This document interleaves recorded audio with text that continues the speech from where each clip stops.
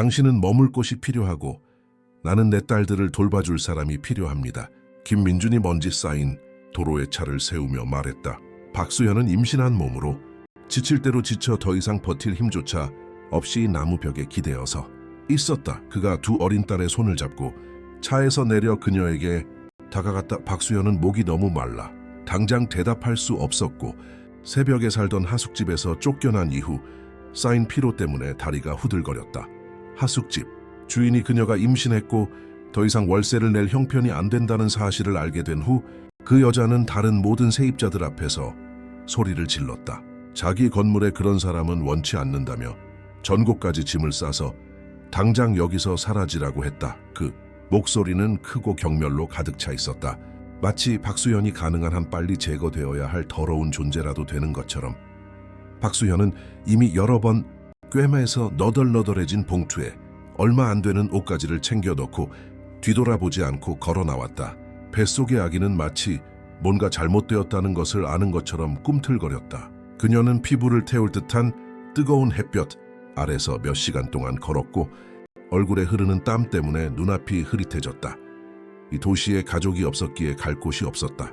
아이의 아버지는 임신 소식을 듣자마자 사라져 버렸고 그녀를 홀로 남겨둔 채 아무런 지원이나 설명도 없었다. 그녀는 일자리를 구하거나 하다못해 물 한 잔이라도 얻으려고 몇몇 문을 두드려 봤지만 사람들은 그녀의 배를 보고는 아무 말 없이 문을 닫아버렸다. 마치 임신한 채 혼자라는 사실이 그녀를 세상에서 보이지 않는 존재로 만들거나 더 나쁘게는 연민조차 받을 자격이 없는 위험한 사람으로 변모시키는 죄라도 되는 것 같았다.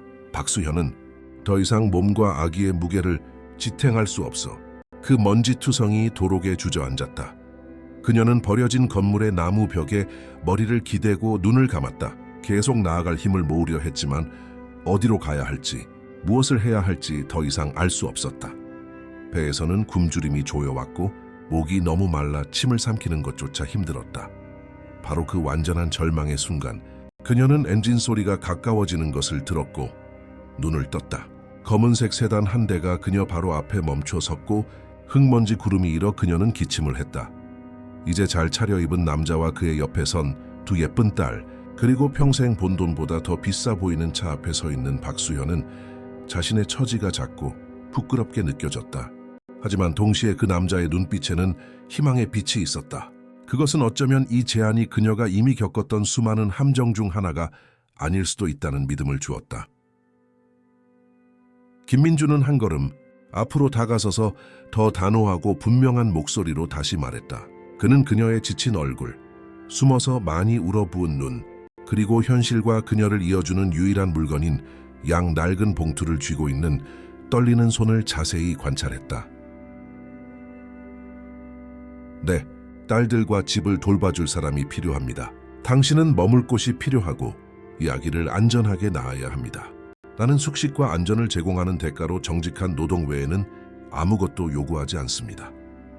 아이가 태어날 때까지, 그리고 원한다면 그 후에도 당신이 잠자고 먹을 수 있는 괜찮은 곳을 제공할 겁니다. 두, 딸은 호기심과 수줍음이 뒤섞인 눈빛으로 박수현을 바라보았다. 어린 유나는 아빠의 손을 꽉 잡고 있었고 언니 민지는 아래 십수를 깨물며 이 낯선 여자가 자신들의 삶에 들어올 만큼 충분히 괜찮은 사람인지 평가하는 듯했다.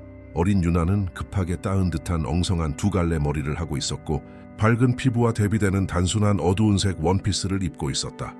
반면 언니 민지는 더 진지한 태도였고 나이에 비해 훨씬 큰 고통을 담고 있는 듯한 눈으로 박수현을 관찰했다. 박수현은 마침내 말할 힘을 찾았고 목소리는 떨렸지만 꾸며낼 수 없는 진심이 담겨 있었다. 저는 갈 곳이 없어요. 그리고 아저씨가 진심으로 말씀하시는 건지 모르겠지만 만약 그렇다면 제 딸처럼 보살피겠다고 약속드릴게요. 저는 아무도 없다는 게 어떤 건지 알아요. 어떤 아이도 그런 감정을 느끼게 하고 싶지 않아요. 김민주는 천천히 고개를 끄덕이고 차를 가리키며 그녀에게 타라고 했다. 그는 뒷문을 열고 아이들이 먼저 올라타는 것을 도운 후 박수현에게 손짓했다. 그녀는 잠시 망설이다가 그가 내민 손을 잡고 차에 올랐다. 시트는 부드럽고 깨끗했다. 지난 몇 달 동안 앉았던 어떤 곳과도 너무 달라서 그녀는 자신이 입은 먼지투성이 옷으로 모든 것을 더럽힐까봐 잠시 두려움을 느꼈다. 아이들은 뒷좌석에 자리를 잡았고 박수연은 그들 옆에 앉아 찢어진 봉투를 무릎에 올려놓았다. 시간이 지날수록 심해지는 손의 떨림을 억누르려 애썼다. 그녀는 창밖을 내다보았다. 텅 빈 도로가 뒤로 사라지고 차는 양쪽에 키 큰 나무들이 늘어선 흙길을 따라 달렸다. 농장으로 가는 길은 조용했지만 불편하지는 않았다. 김민주는 아내가 6개월 전 장을 보고 시내에서 돌아오는 길에 교통사고로 세상을 떠났다고 설명했다. 그 이후로 혼자 딸들을 돌보려 했지만 농장 일이 너무 많은 시간을 요구했고 아이들은 점점 더 슬퍼하고 그에게서 멀어져만 갔다고 했다. 그는 시내에서 몇몇 여자를 고용해 도움을 받으려 했지만 농장이 너무 멀거나 상실감에 빠진 아이들에게 인내심이 없다는 이유로 일주일을 넘긴 사람이 아무도 없었다고 말했다. 그들 중 한 명은 심지어 아이들이 너무 조용해서 견디기 힘들 만큼 이상하다고 그의 면전에서 말하기도 했다.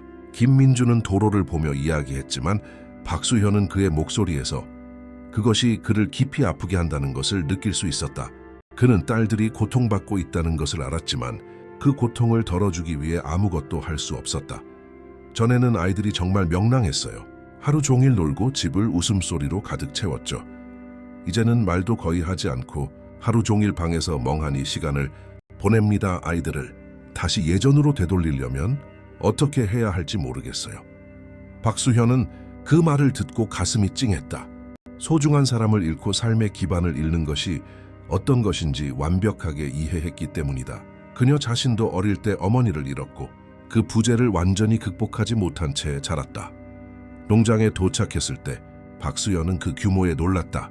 하얀색 2층짜리 대저택이 있었고 넓은 베란다와 잘 가꿔진 정원이 주변을 둘러싸고 있었다.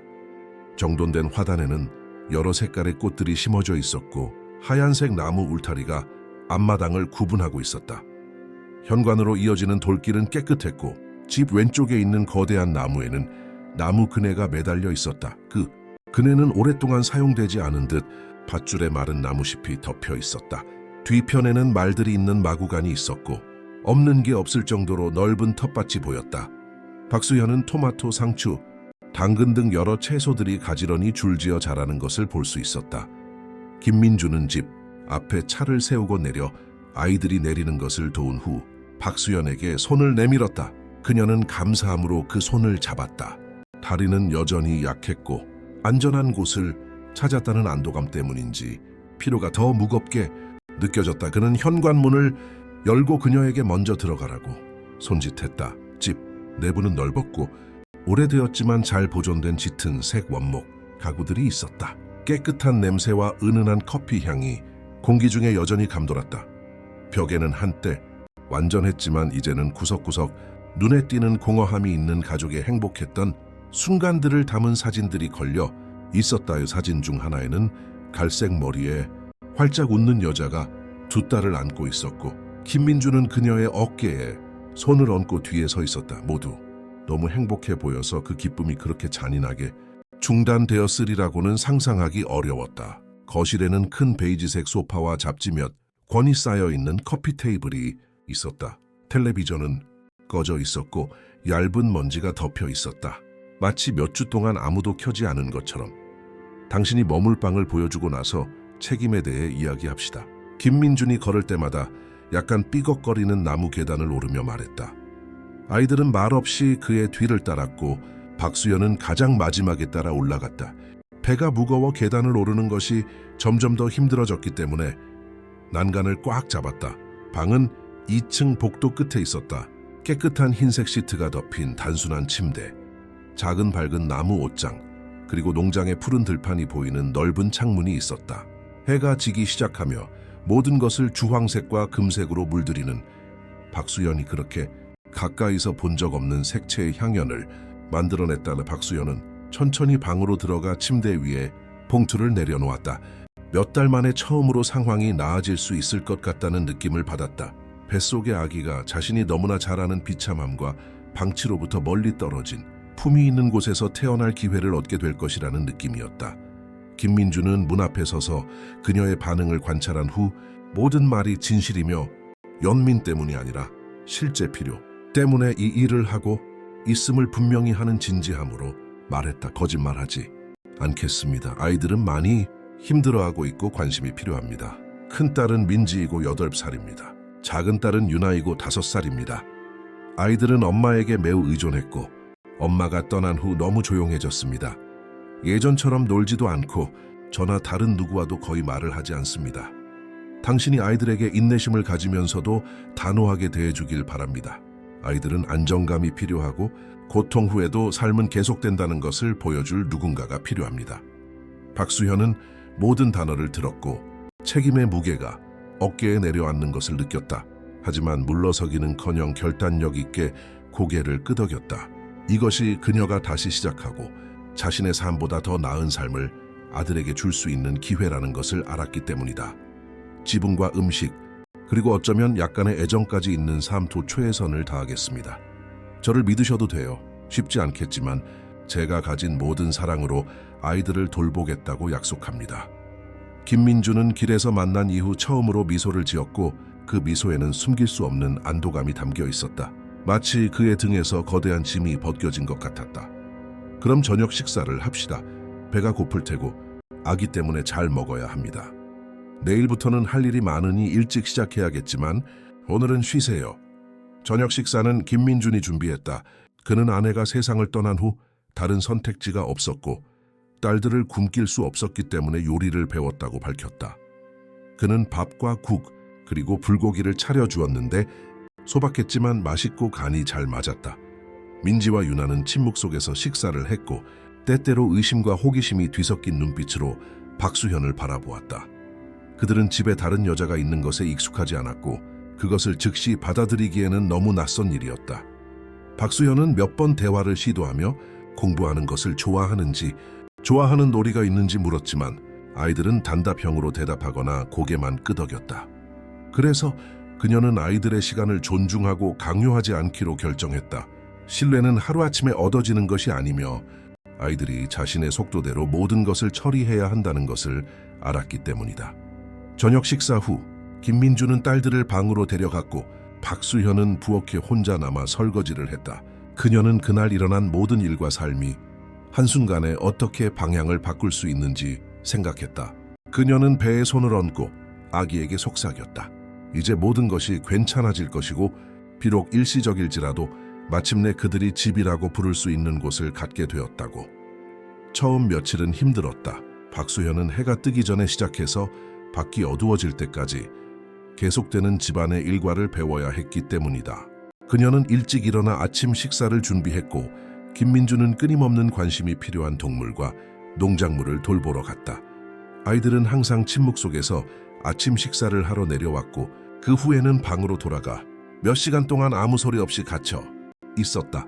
박수현은 가끔 문을 두드리며 숙제를 도와주거나 활동을 제안했지만 아이들은 항상 괜찮다며 정중하게 거절했다. 그녀는 매일 집 전체를 청소하고 바닥을 쓸고 가구에 먼지를 닦고 빨래를 하고 시간이 남으면 텃밭을 돌보았다. 일은 고되었고 점점 불러오는 배는 모든 것을 더 어렵게 만들었지만 그녀는 불평하지 않았다.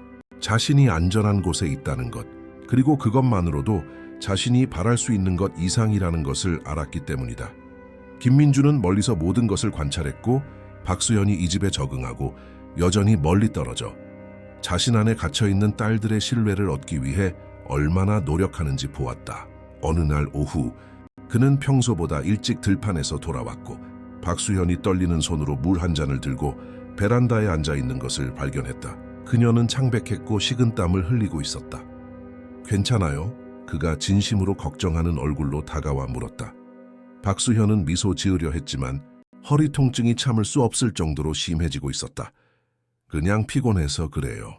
곧 괜찮아질 거예요. 김민주는 고개를 저으며 단호하게 말했다. 속도를 줄여야 합니다.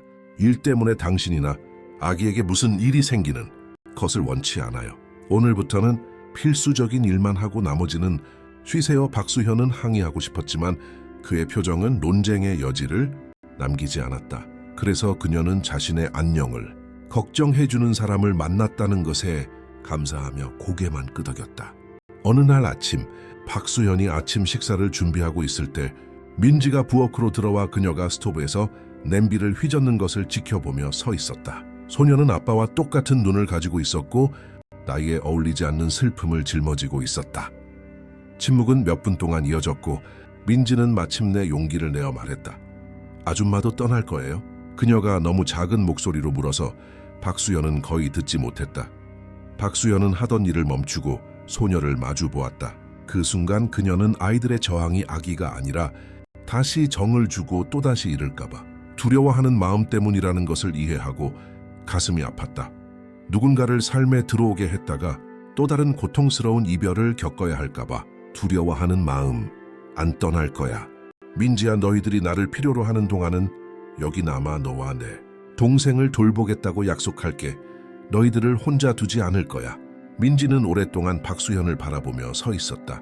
마치 그 약속을 믿을 수 있을지 아니면 예쁜 말을 하지만 아무것도 지키지 않는 어른들의 또 다른 거짓말일지 결정하려는 듯했다. 그녀의 눈은 눈물로 가득 차 있었지만 울어봤자 아무것도 바뀌지 않고 아빠만 더 슬프게 할 뿐이라는 것을 배웠기에 참으려 애썼다. 박수현은 천천히 배를 잡고 몸을 숙여 소녀의 눈높이에 맞추고 손을 내밀어 그녀의 어깨를 가볍게 만졌다. 그 순간 자신이 느끼는 모든 진심을 전달하려는 몸짓이었다. 네가 나를 모른다는 거 알아. 아직 나를 믿을 이유도 없겠지. 하지만 나도 내 삶에서 많은 사람을 잃었고 그게 얼마나 아픈지 알아. 매일 아침 일어날 때마다 내 일부가 사라진 것 같은 기분이 어떤 건지 알아. 내가 내 엄마를 대신하겠다고 약속하지는 않을 거야. 아무도 그럴 수 없으니까. 하지만 내가 어렸을 때 세상에 혼자 남겨졌을 때 누군가가 나를 돌봐주었으면 했던 것처럼 매일 여기 있으면서 너와 유나를 돌보겠다고 약속할게. 민지는 손등으로 눈을 닫고 천천히 고개를 끄덕인 후 더 이상 아무 말 없이 부엌을 나섰다. 하지만 그 눈빛에는 무언가 변화가 있었다. 박수현은 어쩌면 그것이 아이들이 더 이상 고통받지 않기 위해 스스로를 보호하기 위해 쌓아 올린 벽에 첫 균열이 생긴 것 같다고 느꼈다. 다음 날부터 상황은 달라졌다. 민지가 부엌에 더 자주 나타나기 시작했다. 그녀는 박수현이 일하는 것을 지켜보았지만 많은 말을 하지는 않았다. 하지만 그녀의 모든 움직임, 모든 몸짓, 그녀의 입에서 나오는 모든 단어에 주의를 기울였다. 부탁하면 설거지하는 것을 도왔고 박수현이 이곳에 오기 전에 겪었던 재미있는 이야기를 할 때면 가끔 살짝 미소를 짓기도 했다.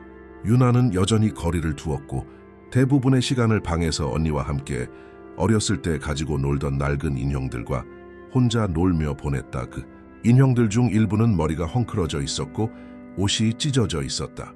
엄마가 떠난 후 아무도 제대로 돌볼 여유가 없었기 때문이다. 하지만 박수현은 가끔 복도에서 작은 발소리를 들었고 소녀가 문 뒤에 숨어 멀리서 모든 것을 관찰하고 있다는 것을 알았다. 갑자기 그들의 삶에 들어온 이 낯선 여자를 믿을 수 있을지 이해하려고 애쓰는 것이다. 김민주는 민지의 행동 변화를 알아차렸고 아이들이 잠든 어느 날 밤 그는 부엌으로 내려왔다. 박수현은 다음 날을 위해 물건을 정리하는 중이었다. 그녀는 의자에 앉아 있었고 이미 많이 불러와 날이 갈수록 더 무거워지는 배 위에 손을 얹고 있었다. 민지에게 무슨 말을 했는지 모르겠지만 고맙습니다. 민지의 눈빛이 덜 무거운 것을 본 지 오래되었습니다. 오늘 아침 제가 들판으로 나갈 때 웃기까지 했어요. 몇 달 동안 없었던 일입니다. 박수현은 지친 미소를 지으며 싱크대 옆에 걸린 행주로 손을 닦으며 대답했다. 특별한 건 안 했어요. 그냥 진실을 말하고 제가 사라지지 않을 거라는 걸 분명히 했어요. 아마 아이가 듣고 싶었던 건 그거였을 거예요. 소중한 사람을 잃은 아이는 다시 정을 주는 것을 두려워하니까요. 김민주는 의자를 끌어당겨 그녀 앞에 앉았다. 그의 표정에는 감사함과 그 순간 이름 붙일 수 없는 더 깊은 무언가가 섞여 있었다. 당신은 아이들에게 정말 좋은 사람이에요. 첫날부터 알았지만 이제 당신이 의무감이나 갈 곳이 없어서 여기에 있는 것이 아니라 진심으로 아이들을 아낀다는 것이 분명해지고 있습니다. 박수현은 그 말에 얼굴이 화끈거리는 것을 느꼈다. 칭찬이나 인정을 받는 것에 익숙하지 않았기 때문이다. 평생 가치 없는 사람 취급을 받았는데 이제 누군가가 그녀가 의미 있는 존재라고 말하고 있었다. 네, 아껴요. 아이들은 착하고 다시 행복해질 자격이 있어요. 아무도 그렇게 어린 나이에 그렇게 많은 슬픔을 짊어져서는 안 돼요. 그들은 밤늦게까지 아이들에 대해 그리고 집안의 일상이 조금씩 어떻게 변하고 있는지에 대해 이야기했다. 김민주는 아내가 살아있을 때의 이야기, 그리고 그때 아이들이 얼마나 달랐는지 에너지로 가득 차 있었고, 항상 집을 소음과 기쁨으로 채우는 새로운 놀이를 만들어냈던 이야기를 들려주었다. 박수현은 모든 것을 주에 깊게 들었고, 그 가족의 중심이었던 그 여자를 알지 못했다는 것에 약간의 슬픔을 느꼈다. 몇 주가 지나면서 박수현은 뱃속의 아기가 점점 더 강하게 자라는 것을 느꼈다. 태동은 더욱 강해졌고, 때로는 너무 아파서 하던 일을 멈추고 몇 분 동안 앉아 있어야 했다. 아기는 주로 그녀가 잠들려고 할 때 밤에 움직였고, 마치 안에서 체조를 하는 것 같았다. 김민주는 그녀에게 더 많이 쉬라고 주장했지만, 박수현은 자신이 유용하다는 것을 보여주지 않으면 그가 마음을 바꾸어 자신을 내보낼까봐 두려워 가만히 있을 수 없었다. 급히 이성적인 두려움은 그녀가 침대에 누워 모든 것이 잘못될 수 있다고 생각할 때마다 매일 밤 그녀를 괴롭혔다. 어느 날 오후 박수현이 베란다에서 식물에 물을 주고 있을 때 민지가 낡은 책을 들고 나타났다. 표지는 닳았고 페이지는 세월에 누렇게 변해 있었다. 그녀는 박수현 앞에 멈춰 서서 전보다 덜 거리를 두는 여전히 수줍은 목소리로 물었다. 이야기 읽어줄 수 있어요? 박수현은 물뿌리개를 내려놓고 옷에 손을 닦은 후 지친 얼굴을 환하게 밝히는 진심 어린 미소로 대답했다. 그럼 내가 너에게 읽어주기를 원하니?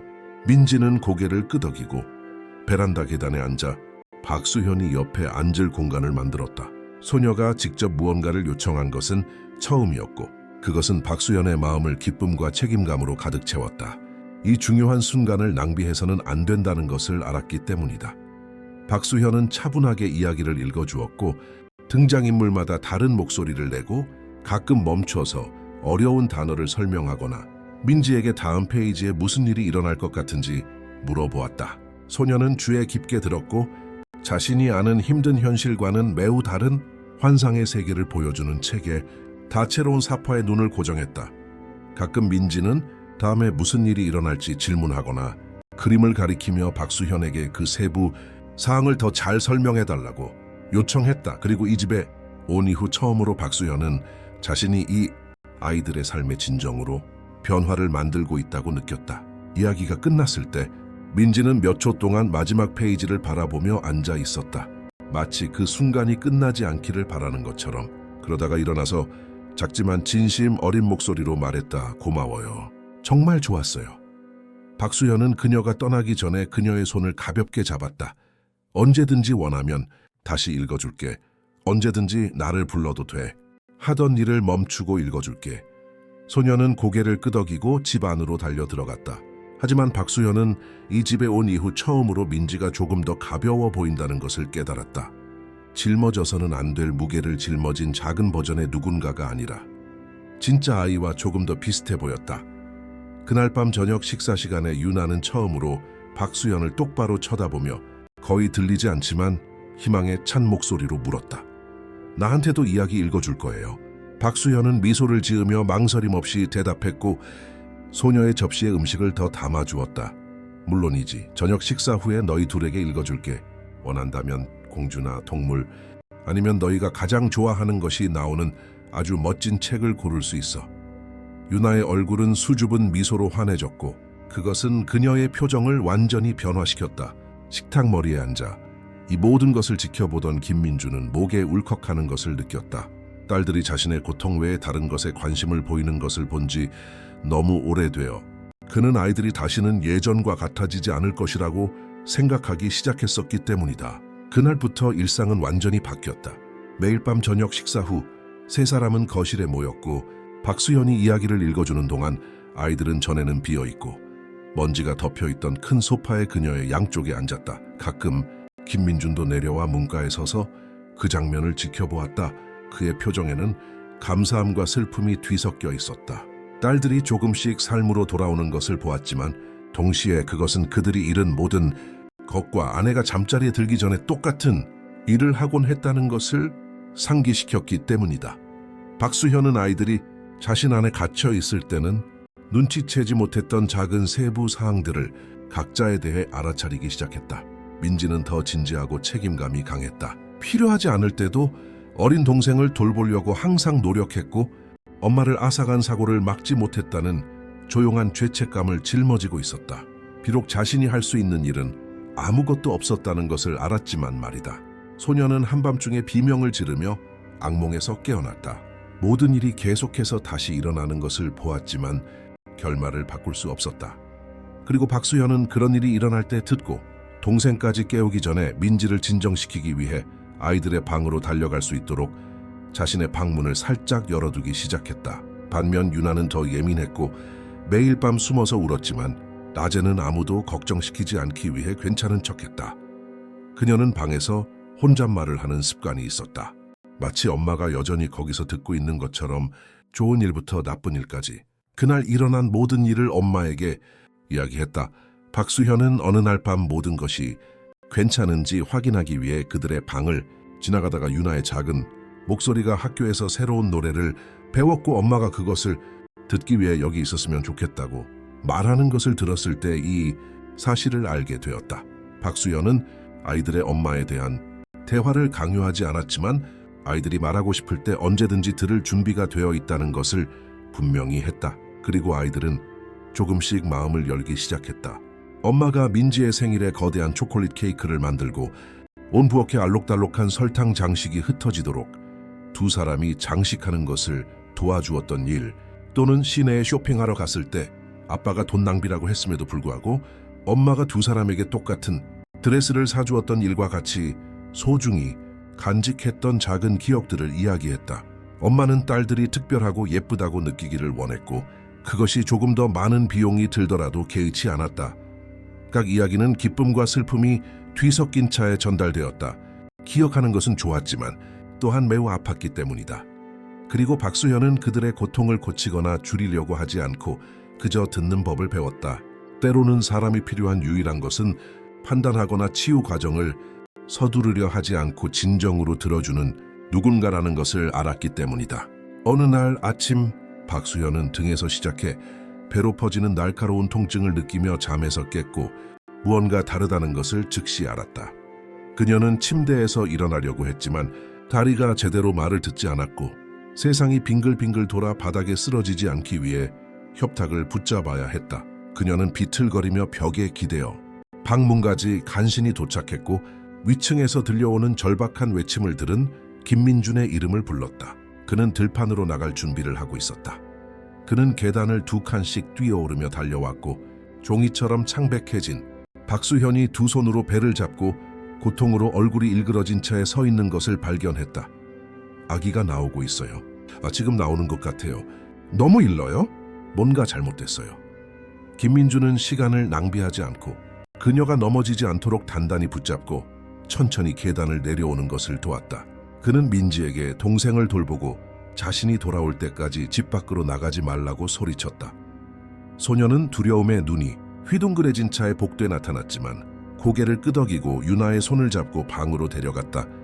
김민주는 박수현을 조심스럽게 차에 태우고 가장 가까운 병원이 있는 시내를 향해 흘길을 쏜살같이 달렸다. 모든 것이 잘 풀리면 거의 1시간 거리였지만 도중에 문제가 생기면 더 오래 걸릴 수도 있었다. 박수현은 다른 여자들이 하는 것을 보았던 방식으로 호흡을 조절하려고 노력하며 좌석을 꽉 잡았지만 고통이 너무 강렬해서 다른 것을 생각할 수 없었다. 진통은 점점 더 강해지고 가까워졌고 그녀는 제때 도착하지 못하고 뭔가 잘못될까 봐 두려웠다. 출산 중 심각한 합병증을 겪거나 도중에 아기를 잃은 여성들의 이야기를 너무 많이 들었기 때문이다. 조금만 참아요. 거의 다 왔어요. 당신도 아기도 괜찮을 거예요. 김민주는 자신감 있는 목소리를 내려고 노력했지만 사실 그는 겁에 질려 있었다. 땀에 젖은 손으로 운전대를 너무 세게 쥐어 손가락 마디가 하얗게 변했다. 흘길은 구덩이로 가득 차 있었고 차가 흔들릴 때마다 박수현은 고통으로 신음했다. 그녀는 창밖을 보며 나무들이 너무 빨리 지나가는 것을 보았고 모든 것이 잘 되기를 조용히 기도했다. 그녀는 그 아기를 잃을 수 없었다. 그 아기는 최근 그녀의 삶에서 일어난 유일한 좋은 일이었기 때문이다. 김민주는 도로 상태에 비해 너무 빨리 운전했지만 속도를 줄이지 않았다. 매 순간이 중요하며 박수현과 아기의 생명이 가능한 한 빨리 병원에 도착하는 것에 달려 있다는 것을 알았기 때문이다. 그는 가끔 그녀를 쳐다보았고 그녀의 얼굴이 점점 더 창백해지고 입술의 색이 사라지는 것을 보았다. 심호흡하세요. 10가지 세고 천천히 숨을 내쉬세요. 할 수 있어요. 그는 모든 것이 괜찮고 곧 도착할 것이라고 말하며 그녀를 안심시키려 했지만 사실 그 역시 두려웠다. 아내를 잃고 딸들의 고통을 겪은 후 그는 더 이상 누구도 잃을 수 없었다. 박수현이 너무 아파서 말도 제대로 할 수 없고 온몸이 떨릴 때 병원에 도착했다. 김민주는 시동을 끄기도 전에 응급실 문 앞에 차를 세우고 도움을 요청하며 소리쳤다. 간호사들이 들것을 들고 달려와 박수현을 조심스럽게 눕힌 후 즉시 분만실로 데려갔다. 그들은 진통이 언제 시작되었는지, 도중에 양수나 피를 흘렸는지에 대해 여러 가지 질문을 했다. 김민주는 모든 것에 대답하려고 했지만 너무 긴장해서 말이 뒤섞여 나왔다. 그는 대기실에서 이리저리 걸어다니며 진정하지 못했고 시간은 완전히 멈춘 것 같았다. 마의 순간이 영원처럼 느껴졌고 그는 집에 홀로 남겨진 딸들을 생각했다. 아마도 두려워하고 혼란스러워하며 무슨 일이 일어나고 있는지 이해하지 못할 것이다. 그는 박수현을 생각했다. 그 순간 그녀를 지지해줄 사람이라고는 자신밖에 없는 채 세상에 생명을 데려오기 위해 고군분투하고 있는 그녀를 엄마도 자매도 친구도 없이 그녀의 손을 잡고 모든 것이 괜찮을 거라고 말해줄 사람이 아무도 없었다. 시간은 며칠처럼 길게 늘어졌고 김민주는 마침내 흰 가운에 얼룩이 묻은 간호사가 방에서 나와 그의 이름을 불렀을 때 패닉에 빠지기 시작했다. 그는 심장이 뛰는 것을 느꼈고 뭔가 잘못되어 딸들에게 끔찍한 소식을 전해야 할 것이라고 상상하며 최악의 상황에 대비했다. 하지만 그 여자는 미소를 짓고 있었고 그 미소는 그날 그가 본 가장 아름다운 것이었다. 딸입니다. 산모와 아기 모두 건강해요. 힘든 출산이었지만 두 분 다 강하고 회복하실 겁니다. 김민주는 안도감에 다리가 풀리는 것을 느꼈고 쓰러지지 않기 위해 벽에 기대야 했다. 그는 박수현을 보고 싶다고 요청했고 복도 끝에 있는 작은 방으로 안내되었다. 그녀는 침대에 누워 흰 천에 쌓인 아기를 팔에 안고 있었다. 박수현은 지쳐 있었고 땀으로 이마에 머리카락이 달라붙어 있었지만 김민준이 전에 본 적 없는 방식으로 미소 짓고 있었다. 그것은 순수한 행복의 미소였고 안도감과 그녀의 얼굴을 완전히 변화시키는 부드러움이 섞여 있었다. 아기는 완벽해요. 박수현은 갓 태어난 딸을 바라보며 목이 메인 목소리로 말했다. 아기는 눈을 감고 있었고 세상에 막 도착한 사람처럼 피부가 붉었다. 작은 손가락들이 천천히 움직였고 작은 입은 무언가를 찾는 것처럼 움직였다. 김민주는 천천히 다가가 아기를 바라보았다. 그는 이름 붙일 수 없는 이상한 감정을 느꼈다. 건강한 아기를 본 행복과 자신의 딸들이 태어났을 때 아내가 옆에 있었고 실현되지 않은 미래에 대한 계획으로 가득 차 빛나던 날을 기억하는 슬픔이 뒤섞인 감정이었다. 이름을 뭐라고 지을 거예요? 그는 그 작은 생명체에게서 눈을 떼지 않고 조용히 물었다. 박수현은 잠시 생각하며 아기의 작은 얼굴을 가볍게 쓰다듬고 대답했다. 클라라요. 저는 항상 이 이름이 좋았고 아기에게 잘 어울리는 것 같아요. 밝음을 뜻해요. 저는 아기가 그렇게 되기를 바라요. 김민주는 고개를 끄덕이고 아기의 작은 손을 가볍게 만졌다. 아기는 반응하여 그의 손가락을 그 작은 몸집에 비해 놀라운 힘으로 꽉 쥐었다. 클라라는 예쁜 이름입니다. 아기는 강하게 자랄 것이고 좋은 삶을 살게 될 거예요. 그들은 잠시 동안 침묵 속에 서서 모든 역경을 딛고 도착한 이 새로운 생명을 바라보았다. 이 생명은 박수현에게 그리고 어쩌면 그들 모두에게 새로운 시작을 의미했다. 박수현은 너무 약해져서 집으로 돌아가기 전에 휴식이 필요했기 때문에 이틀 동안 입원해야 했다. 의사들은 출산 중에 많은 피를 흘렸고 어떤 노력도 하기 전에 회복해야 한다고 말했다. 김민주는 그녀의 깨끗한 옷을 가져오고 박수현이 괜찮은지 언제 집에 돌아올 것인지 알고 싶어 안다라는 딸들에게 모든 것을 설명하기 위해 농장으로 돌아갔다. 그는 두 딸이 거실에 앉아 소식을 기다리는 것을 발견했고 모든 것이 괜찮고 새로운 여동생이 태어났다고 말했을 때 그들의 얼굴은 환해졌다. 민지는 아기가 어떤지 머리카락이 있는지 많이 우는지 알고 싶어 아기에 대해 여러 가지 질문을 했다. 유나는 그들이 도착하면 아기를 안아볼 수 있는지, 아기가 그들의 방에서 잘 것인지 알고 싶어 했다. 딸이 자신의 고통 외에 다른 것에 진정한 관심을 보이는 것은 처음이었고, 김민주는 이것이 상황이 나아지고 있다는 또 다른 신호라고 느꼈다. 클라라의 도착이 너무 오랫동안 어두웠던 이 집에 새로운 빛을 가져오고 있었다. 박수현이 마침내 퇴원하여 클라라를 품에 안고 농장으로 돌아왔을 때 아이들은 현관에 나와 가장 예쁜 옷을 차려입고 기다리고 있었다. 지수는 집 뒤뜰에서 꺾은 들꽃 다발을 들고 있었는데 서랍에서 찾은 빨간 리본 조각으로 묶어 놓았다. 예나는 색연필로 알록달록한 그림을 그렸는데 꽃과 하트들에 둘러싸인 채 아기를 안고 있는 여자의 모습이었다. 그림은 삐뚤빼뚤했지만 모든 디테일에 정성을 쏟았고 사랑으로 가득 차 있었다. 아영은 온몸에 통증을 느끼면서도 천천히 차에서 내렸다. 하지만 마음은 감사함으로 넘쳐 흘렀다. 그 순간 그녀는 더 이상 혼자가 아니며 피 한 방울 섞이지 않았지만 이 사람들이 자신의 가족이 되었다는 것을 깨달았다. 그녀가 아무것도 없을 때 그들은 그녀를 받아주었고 이제 그들은 그녀의 딸을 마치 자신들의 일부인 것처럼 환영하고 있었다. 정말 작다. 지수가 속삭이며 연한 파란색 담요에 쌓여 깊이 잠든 아기를 보기 위해 조심스럽게 다가갔다. 만져봐도 돼요? 아영은 고개를 끄덕였고 지수가 짙은 머리카락 몇 가닥이 있는 혜은이의 머리를 쓰다듬을 수 있도록 몸을 살짝 숙여주었다. 예나도 다가와서 더 잘 보려고 발 뒤꿈치를 들었다. 아기가 마치 자신이 본 것 중 가장 마법 같은 존재인 것처럼 그녀의 눈은 호기심과 황홀함으로 빛났다. 혜은이와 함께한 첫 몇 주는 정말 힘들었다. 아기는 밤새도록 배고파서 여러 번 깨어 울었고 아영은 2시간 이상 연속으로 잠을 잘 수가 없었다. 신생아를 돌본 적이 없었기에 자신이 모든 것을 제대로 하고 있는지 두려웠고 아기의 울음소리 하나하나가 뭔가 잘못되었다는 신호처럼 느껴졌다. 혜은이는 배고플 때 울었고 기저귀가 더러울 때 울었으며 춥거나 너무 더울 때도 울었다. 때로는 특별한 이유 없이 울기도 해서 아영은 무엇을 해야 할지 몰라 절망에 빠지곤 했다. 민주는 시간이 날 때마다 도와주었고 시원한 물을 가져다 주거나 필요한 것이 없는지 확인했다. 때로는 아영이 샤워를 하거나 간단히 식사를 하는 동안 아기를 안고 집안을 돌아다니며 달래주기도 했다. 지수 역시 돕겠다고 나섰고 아영이 기저귀를 갈거나 동생을 재우는 모습을 옆에서 지켜보았다. 지수는 빨리 배웠고 곧 분유를 드거나 깨끗한 아기 옷을 개는 것 같은 몇 가지 일은 혼자서도 할 수 있게 되었다. 예나는 처음에는 질투심을 느꼈다. 아영이 자신에게 더 이상 시간을 내주지 않을 것이고 동생이 모든 관심을 빼앗아갔다고 생각했기 때문이다. 그녀는 구석에서 토라져 있었고 아기와 관련된 일은 무엇이든 돕기를 거부했다. 아영은 예나의 행동을 알아차리고 그녀와 대화했다. 그녀의 마음속에는 모두를 위한 공간이 있으며 집에 아기가 있다고 해서 예나가 잊히거나 덜 사랑받는다는 의미는 아니라고 설명했다.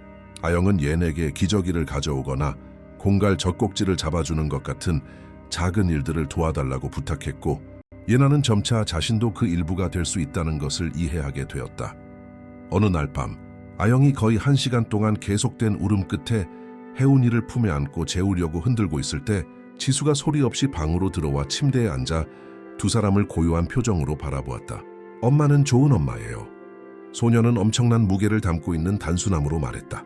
그 말은 지난 몇 달 동안 그녀가 얼마나 많이 관찰하고 배웠는지를 보여주었다. 아영은 눈물을 글썽이며 지수를 바라보았다. 그 말은 그녀가 받을 수 있는 어떤 칭찬보다 더 큰 의미를 지녔다. 그것은 그녀가 그토록 많은 고통을 겪었던 아이의 신뢰를 얻는 데 성공했다는 것을 의미했다. 고마워 지수야. 그 말은 나에게 정말 큰 의미가 있어. 내가 뭘 제대로 하고 있는지 모를 때도 있지만 최선을 다하려고 노력하고 있어. 몇 달이 지나면서 집안의 일상은 혜은이의 존재에 맞춰 조정되었다. 혜은이는 빠르게 성장했고 이제 익숙한 얼굴을 보면 웃기 시작했다. 민준이 우스꽝스러운 표정을 지으면 깔깔 웃었고 아영이 나지막이 노래를 부르는 목소리를 들으면 즉시 진정되었다. 아영이 수유를 마치면 언니들은 누가 먼저 아기를 안을지 다투었고 기저귀를 가는 것부터 어릴 때 배웠던 자장가를 불러주는 것까지 모든 것을 돕고 싶어 했다. 그들은 동생에게 들려줄 이야기를 지어냈고 때로는 서로 아기를 더 오래 안고 싶어서 다투기도 했다. 민주는 이 모든 것을 오랫동안 느끼지 못했던 평화로운 감정으로 지켜보았다. 이전에는 조용하고 슬픔이 가득했던 집이 이제는 생기와 아이들의 소음으로 가득 찼다. 그는 딸들이 다시 웃는 모습을 보았고 그것은 세상에 어떤 것보다 가치 있었다. 그는 지수가 예나와 정원에서 노는 것을 보았고 나비 한 마리를 찾거나 그네를 더 높이 올리는 데 성공했을 때 두 아이가 기쁨으로 소리치는 것을 들었다. 이전에는 흔했지만 사고 이후 완전히 사라졌던 단순한 일들이었다. 어느 날 오후 민주는 아영에게 이야기하자고 불렀다. 아이들은 밖에서 놀고 있었고 혜운이는 나무 그늘 아래 담요에 누워 있었다. 해가 지기 시작하며 하늘을 주황색과 분홍색으로 물들이고 있었는데 너무 아름다워 비현실적인 분위기였다. 민주는 진지해 보였고 아영은 속이 울렁거리는 것을 느꼈다. 혹시 그가 이제 아이들이 낳아졌고 혜운이도 태어났으니 더 이상 자신이 필요 없다고 말할까봐, 이제 그녀가 다른 곳을 찾아 자신의 삶을 살아가야 할 때라고 말할까봐 두려웠다. 당신에게 할 말이 있어요. 중요한 이야기예요. 민주는 베란다 의자에 앉으며 그녀에게도 옆 의자에 앉으라고 손짓했다. 아영은 심장이 빠르게 뛰는 것을 느끼며 천천히 앉았고 떠나야 한다는 말을 들을까봐 정신적으로 준비하며 다음 말을 기다렸다. 그녀는 정원에서 노는 아이들을 바라보았고 그들과 헤어지는 것만 생각해도 깊은 슬픔을 느꼈다. 우리가 이 계약을 맺었을 때는 단지 필요에 의해서였다는 것을 알아요. 당신은 머물 곳이 필요했고 나는 아이들을 돌봐줄 도움이 필요했죠. 우리는 서로를 몰랐고 모든 것이 너무 빨리 진행되었지만 그날 길 위에서 만난 이후로 많은 것이 변했어요. 아영은 숨을 멈추고 모든 것을 다시 바꿀 수도 있는 그 문장의 나머지를 기다렸다. 민주는 그녀의 눈을 똑바로 바라보았는데 그녀가 이전에 본 적 없는 강렬함이었다. 당신이 정말로 여기에 머물 생각인지 알고 싶어요. 혜운이가 클 때까지만이 아니라 영원히요. 당신은 이 집과 내 딸들에게 생명을 되찾아 주었어요. 이제 당신 없이 이곳이 어떨지 상상할 수 없어요. 아이들은 당신을 사랑하고 나 역시 당신을 이제 가족의 일부라고 생각해요. 그 말들은 마치 여러 번 연습했지만 여전히 대답을 두려워하는 것처럼 빠르게 쏟아져 나왔다. 아영은 눈물이 차오르는 것을 느꼈다. 그것은 그녀가 매일 밤 잠들기 전에 조용히 기도했던 모든 것이었지만 실제로 일어날 것이라고는 상상조차 하지 못했다. 머물고 싶어요. 세상에 여기 여러분과 함께 있는 것보다 더 있고 싶은 곳은 없어요. 하지만 저는 단지 가정부나 자선으로 여기에 있는 사람이 되고 싶지는 않아요. 저는 이 모든 것의 진정한 일부가 되고 싶어요. 민주는 미소를 지었고 그들이 만난 이후 처음으로 완전히 편안해 보였다. 마치 그의 어깨에서 거대한 짐이 내려진 것 같았다. 당신은 단지 가정부였던 적이 없어요. 처음부터 당신은 그 이상이었어요. 그리고 여기 있는 모두가 그것을 알고 있다고 생각해요. 당신만 빼고요. 그럼 결정된 거예요. 당신은 머물고 우리는 이것을 진정한 가족처럼 만들어 나갈 거예요. 다음 몇 달은 아영이 평생 살아오면서 가장 행복한 시간이었다. 그녀는 매일 아침 명확한 목적과 자신을 진심으로 아끼는 사람들과 함께 일어났다. 그들은 의무감 때문이 아니라 그녀가 곁에 있는 것을 진정으로 좋아했기 때문이다. 혜운이는 빠르게 성장하여 혼자 앉을 수 있었고 무언가를 말하려는 듯 옹갈거렸다. 언니들이 간지럼을 태우면 크게 웃었고 아영이 시야에서 사라질 때마다 울었다. 지수와 예나는 완전히 정상적인 아이들로 돌아와 집안 곳곳을 뛰어다니며 놀고 싸우고 어질렀다. 그들은 다시 공부에 집중했고 자랑스럽게 냉장고에 붙이는 좋은 성적을 가져왔다. 집은 항상 소음, 대화, 웃음, 그리고 오래된 부엌 라디오에서 흘러나오는 음악으로 가득했다. 민주는 파티를 도울 사람을 더 고용하여 집에서 더 많은 시간을 보낼 수 있게 되었고 때로는 베란다에 앉아 딸들이 노는 모습을 지켜보며 모든 것이 이렇게 잘 풀린 것에 감사하는 미소를 지었다. 어느 날 아침 지수는 평소보다 일찍 일어났고 부엌으로 내려갔다. 그곳에는 아기가 요람해 있으려 하지 않아 아기를 포대기에 묻고 아침 식사를 준비하는 아영이 있었다. 소녀는 천천히 다가와 문가에 서서 너무나 흔해졌지만 여전히 특별한 무언가를 담고 있는 그 장면을 바라보았다. 질문 하나 해도 돼요? 8살짜리 아이에게는 너무 진지한 목소리로 지수가 말했다. 아영은 프라이팬에 달걀을 휘저으면서 몸을 돌려 고개를 끄덕였다. 물론이지, 뭐든지 물어봐. 지수는 긴장했을 때 항상 하던 것처럼 아래 십수를 깨물었고 용기를 내어 말했다. 저희가 엄마라고 불러도 돼요? 당신이 우리의 진짜 엄마가 아니라는 것을 알아요. 그리고 우리는 엄마를 절대 잊지 않을 거예요. 하지만 당신은 우리를 돌봐주고 항상 여기에 있잖아요. 달리 뭐라고 불러야 할지 모르겠어요. 아영은 그 질문이 담고 있는 무게를 이해했기에 가슴이 먹먹해지는 것을 느꼈다. 그녀는 불을 끄고 혜운이를 등에 업고 있는 불편한 자세임에도 불구하고 지수의 눈높이에 맞추기 위해 몸을 숙였다. 너희가 그렇게 불러준다면 정말 영광일 거야. 나는 너희 엄마의 자리를 대신하려고 하지 않을 거야. 아무도 그럴 수 없으니까. 하지만 나는 너희를 내 친딸처럼 사랑할 것이고 너희가 필요로 하는 모든 것에 함께할 것을 약속해. 지수는 아영을 힘껏 안았고 몇 달 만에 처음으로 진심으로 울었다. 그녀는 흐느껴 울면서 그동안 억눌렀던 모든 고통을 마침내 쏟아냈다. 그녀는 잃어버린 엄마 때문에, 너무 빨리 변해버린 삶 때문에, 혼자 남겨질까봐 느꼈던 두려움 때문에 울었고 그 거대한 공허함의 일부를 채워줄 누군가를 찾았다는 안도감 때문에 울었다. 그리고 그렇게 고통과 기쁨의 눈물 속에서 그 가족은 예상치 못했지만 진실된 방식으로 완성되었다. 아영과 민주는 계속해서 아이들을 함께 키웠고 시간이 지나면서 그들 사이의 사랑은 커져 마침내 결혼하여 이미 모두의 마음속에 존재했던 그 결합을 공식화하기로 결정했다. 혜운이는 자신을 사랑하는 언니들과 행복하게 살기 위해 필요한 모든 것을 주는 부모님에게 둘러싸여 성장했다. 그리고 누군가 그 가족이 어떻게 형성되었는지 물을 때마다 그들은 먼지 쌓인 길 위에서의 예상치 못한 만남이 그들 모두의 삶을 영원히 바꿔놓았다는 이야기를 자랑스럽게 들려주었다. 이야기 끝. 청취자 여러분, 민준, 아영, 지수, 예나 그리고 혜운이의 이야기가 여러분의 마음에 깊이 와닿았기를 바랍니다. 때때로 삶은 우리를 어려운 상황에 놓지만 바로 그런 순간에 가장 진실된 인연이 탄생합니다. 가족, 사랑, 그리고 새로운 시작에 대한 이 이야기에 감동하셨다면 저희 채널을 구독하여 이와 같은 더 많은 영감을 주는 이야기를 놓치지 마세요. 구독 버튼을 클릭하고 알림 설정을 켜서 새로운 콘텐츠를 놓치지 마세요. 이 이야기가 여러분의 마음을 울렸다면 좋아요를 눌러주시고 여러분을 가장 감동시킨 순간이 무엇이었는지 댓글로 공유해 주세요. 여러분의 참여는 사랑과 희망의 힘을 기리는 이야기를 계속해서 가져오는데 필수적입니다. 다음 이야기에서 만나요.